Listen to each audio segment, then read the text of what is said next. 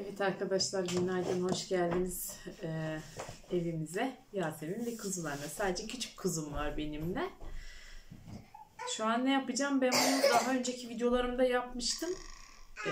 Ama çok geride kalmıştı. Arkadaşlar ben hastayım, biliyor musunuz? Evet, benim kızım hasta. Onun için okula da gidemiyor.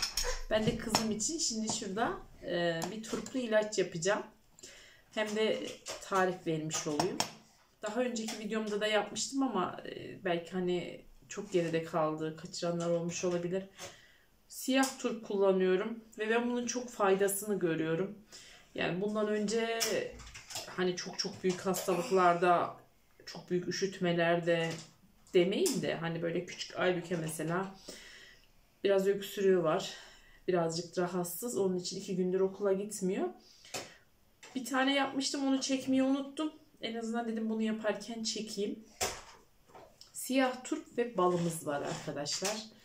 Şöyle. Süzme bal. Turpun üstünü şöyle biraz kesiyorum kapak gibi. Şu şekilde. Ve içini oyuyorum. Çünkü burasına bal dolduracağım. Şu şekilde güzelce içini oyuyorum. Ben bundan çok fayda görüyorum arkadaşlar. Bundan, tereyağlı pekmezden, mesela onun tarifi de var videolarımda. O çok faydalı oluyor. Bu çok acayip güzel faydası olan bir şey. Şöyle azıcık da balı birazcık fazla alsın diye şöyle aldım mı her yere de sıçrattım. Şu şekilde oydum. Şöyle. Yani burası bayağı var. Yani 3-4 kaşık falan şey alır. Anne, ben koyabilir miyim? Şöyle kürdanla deleceğim arkadaşlar. Sadece. Evet, şu an kürdan üst taraftan çıktı.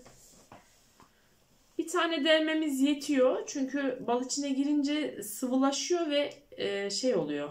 Ha, kürdan kaldı içinde. Şuradan çıkartalım, şuradan alalım. Sıvı bir bal haline geliyor ve o alttan akıyor.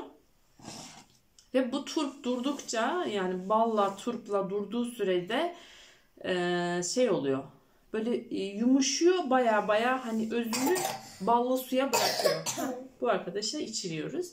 Yumuşadı. İnşallah bununla da gidecek. Ben koyabilir miyim? Bir dakika anneciğim, sen koyamazsın. Onun ayarını bilmiyorsun. Şöyle sadece bir bardağa oturtturuyorum ve bunu balkonda bekletiyorum arkadaşlar. Soğukta beklemesi lazım. Ayazda beklemesi lazım. Yani dolap olabilir mi? Yani balkonunuz yoksa olabilir. Ya da balkonunuza işte ne bileyim hani alt kattır, kediler falan geliyor dersiniz. Bir şey dersiniz. Öyle de olabilir. Bizimki üst kat olduğu için bize kimse gelmiyor.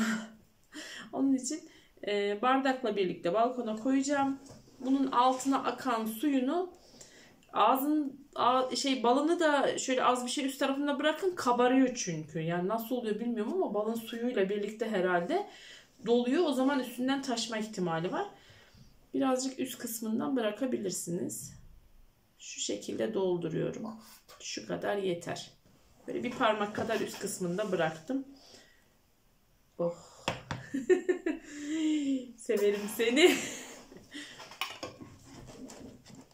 Ağzını da şu şekilde kapatıyorum. Çok güzel oldu. Bu bir şifa deposu arkadaşlar. Ben bunu çok kullanıyorum. Bütün çocuklarda bunu tereyağlı pekmezi, zencefilli balı yani çok fazla verip de böyle karaciğeri yoracak kadar değil de az mesela zencefilli balı böyle bir yapıyorum. Onu 3-4 gün veriyorum. Bir hafta, 10 gün, 15 gün bir süre ara veriyorum. Efendim anneciğim. Orası yenir mi? Orası yenir ama acı. Turp sonuçta yenebilir. Yani o kadar süre bir ara veriyorum. Sonrasında tekrar hani şey yapıyorum. Bir daha yapıyorum. Tekrar bir daha veriyorum. Çok şükür yani çok nadir antibiyotiğe falan çok ihtiyacımız, yani çok büyük bir rahatsızlığı işte büyük bir şey geçirmediği müddetçe çok antibiyotiğe şey yapmıyorum yani başvurmuyorum. Yani doktora gidip bir antibiyotik kullanayım diye bir sıkıntı yaşamıyorum. Şifa olsun arkadaşlar. Benim kuzuma da, deneyen herkese de.